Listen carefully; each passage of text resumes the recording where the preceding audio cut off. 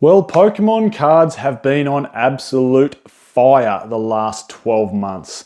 It's been an incredible bull run that we've seen in the Pokemon scene. Investors are clamming into this hobby as quickly as they possibly can to try and cash in on a lot of the gains that we're seeing at the moment. And let's just compare how Pokemon has performed over the last 12 months to a lot of other more mainstream investments. So that's what this video is all about. It is about showing off how much of a heater the Pokemon investing scene has been on. Now keep in mind, Pokemon cards are an alternate investment. It's not classed as a mainstream investment.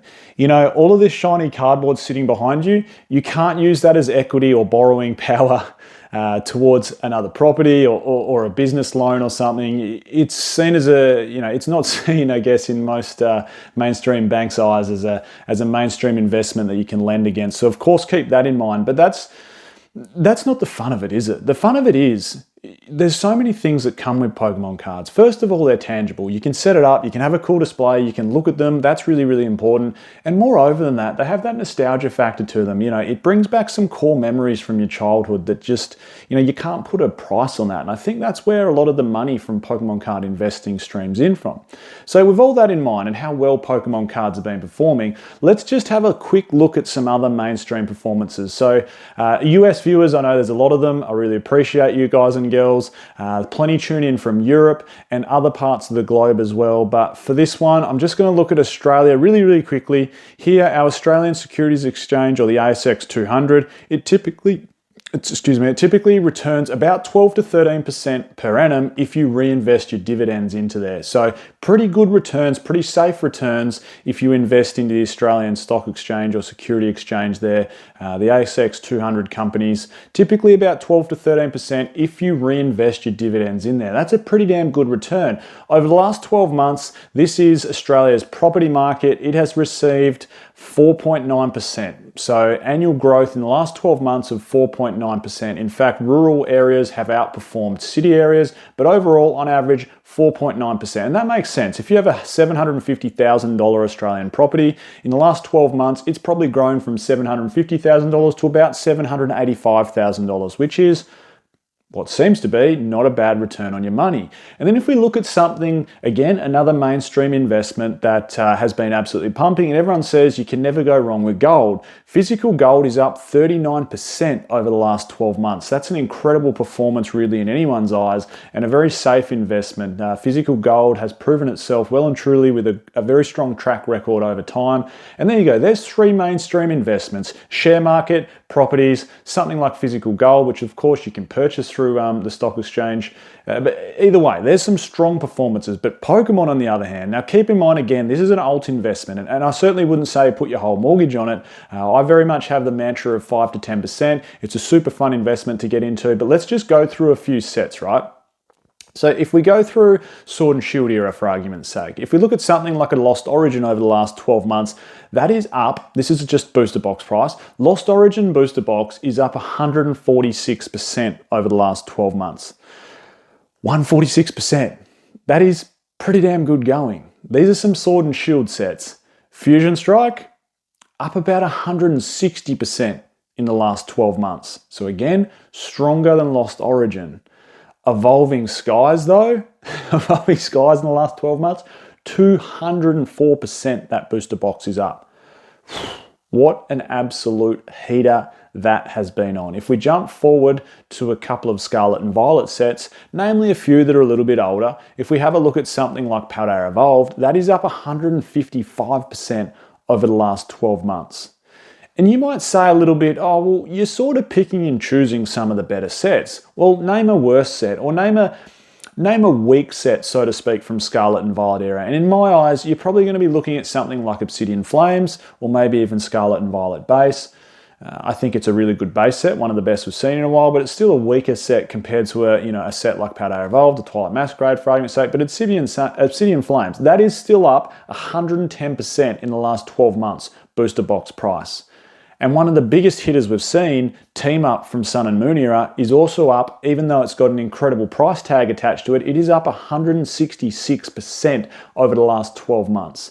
And again, you might say, Michael, you are literally just picking and choosing the best booster boxes. And of course, all Scarlet and Violet booster boxes, including Obsidian Flames and Base Set, are going to go up in price because people can't get their hands on the product at the moment. They're really just trying to search as hard as they can for any modern Scarlet and Violet playable cards that they can rip open and verse their friends with, or collect, or chase the SIRs or IRs. So you're just picking and choosing all the good ones. Well, how about this? Let's go to the worst Sword and Shield set. And look, it's probably almost renowned as the worst Sword and Shield set. Personally, I don't think it is. I think there's probably 3 or 4 sets that are worse than it, but Battle Styles cops a lot of flack, and it just seems to have been sitting around that $150 to $200 mark for what feels like an eternity. But in the last 12 months, Battle Styles has actually risen 61%. And let's jump back another era to Sun and Moon and pick the worst Sun and Moon era set, which quite clearly in my eyes is probably Crimson Invasion. Crimson Invasion in the last 12 months has gone up 75%. And if you don't believe me with the worst sets, if we jump back again to XY era, take a look how something like XY Steam Siege booster boxes have performed in the last 12 months.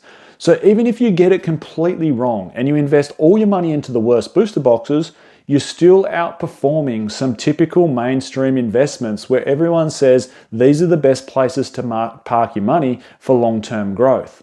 So what does this tell us?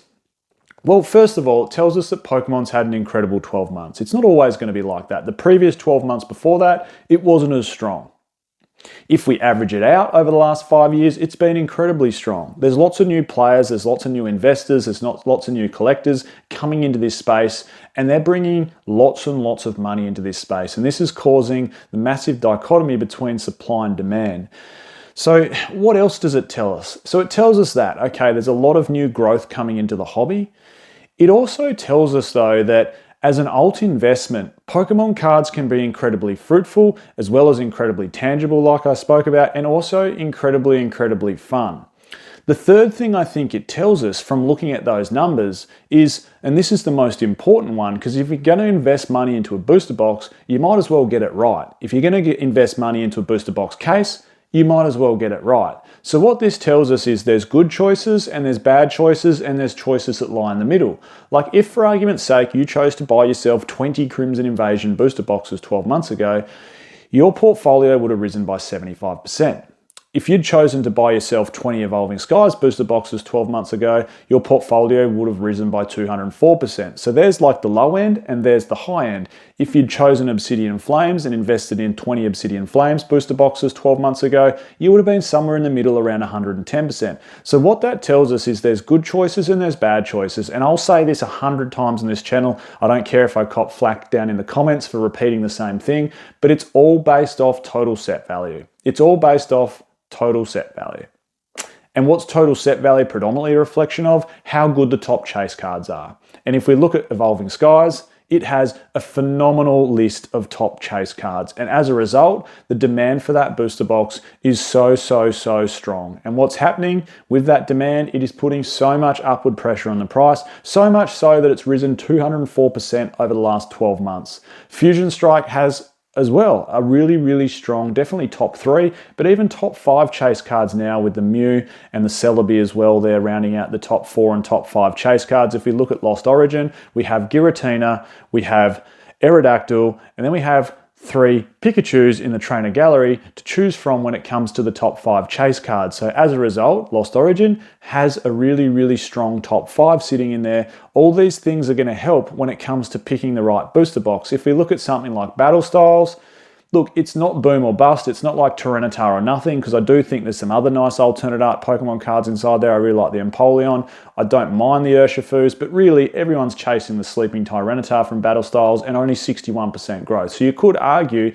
you know, the top 5 or the top 10 chase cards from Battle Styles are quite weak in comparison to a lot of other sets that have performed better. So what does that tell us? Once again, the better the chase cards, which predominantly equals total set value, the better the total set value, the better the sealed product is going to perform over time.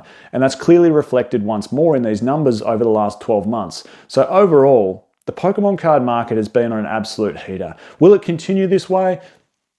Who knows? None of us have crystal balls. What it does show us from looking at these numbers is it has performed or outperformed a lot of the mainstream investments over the last 12 months.